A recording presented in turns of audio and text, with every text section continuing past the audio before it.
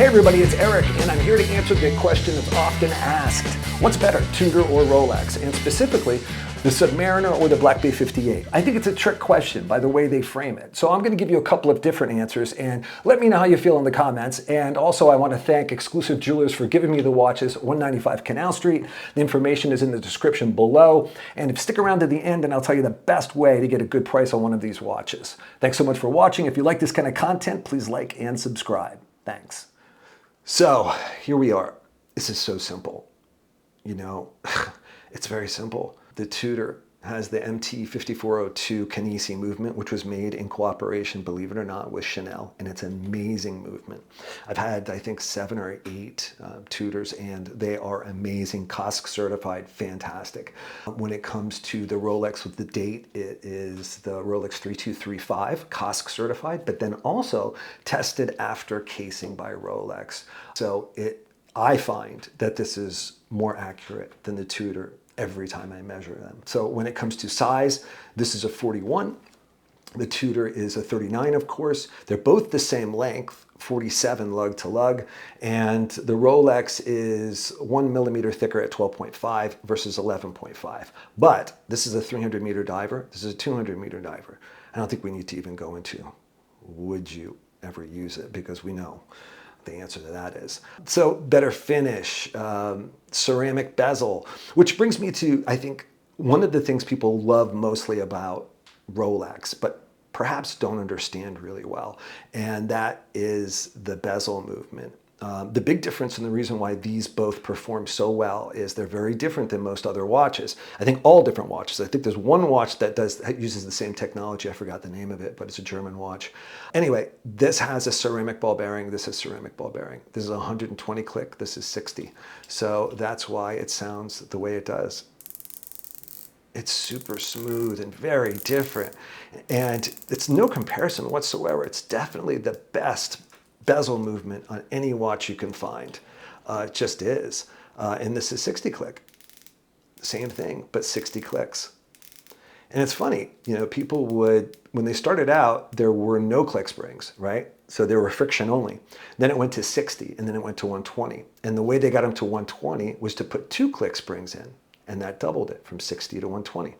So that's the same thing that's happening with this watch. But the bezel action is absolutely phenomenal. When it comes to the bracelet, there is no competition whatsoever. The glide lock is far better. Of course, there will be all T-fit, I think, on Tudor, which is fantastic, but it's just not as good. I mean, it's a simple. This battle is easily won by Rolex. It's a better quality watch. Now, if you want to, you know, for the money, it's definitely Tudor. I mean, you're talking a couple of seconds a day, reliability, 5-year warranty, all of those things. It's a beautiful watch, but aluminum, and obviously taking from the old Submariner, the look. The one thing I don't like about the Tudor is I don't like the snowflake with the round loom plots. I like snowflake with snowflake, and that's what a Pelagos is. It just kind of bothers me. It always has. I own them, of course, but I think they're both beautiful watches. The one thing I advise against is ever buying this watch when you really want to buy the Rolex. It's not going to scratch the itch for you. This isn't going to do it. You know, it's great to have this watch for a few years while you save up, because these resale on these is great. But if you ultimately want a Rolex, you want a Rolex.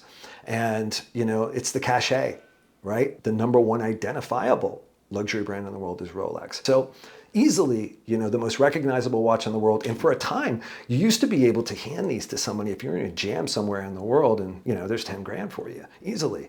Not anymore since there's so many fakes, but it's a beautiful watch. It's just a beautiful watch. So simple. You know, best watch by far, fit, finish, movement, the best buy by far.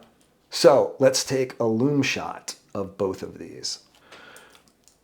So here we have the two. So it's definitely has better loom, but they're both very comparable. But everything is a little bit better with the Rolex. It just is. So let's go back up top. Thanks. Okay, so there you go. It's a trick question. Answered both of them. Best buy, Tudor. Best watch, Rolex, of course. You know, the thing I advise against is buying a Tudor when you really want a Rolex. It's not going to scratch that itch for you. If you want to buy it and wear it for a few years while you're saving up money, it's great. You could keep the Tudor, give it away, or resell it, and you get a good resale value with them as well. But it's not going to scratch the itch for you if you want a Rolex Submariner. It's just not. And how do you get a great price for both of those? Contact David and Eli, exclusive jewelers, in the description, and tell them specifically that ERIK sent you from YouTube. Thanks so much for watching. If you like this kind of content, please like and subscribe. Thanks. Shoo-ba-doo-doo-doo-doo-doo.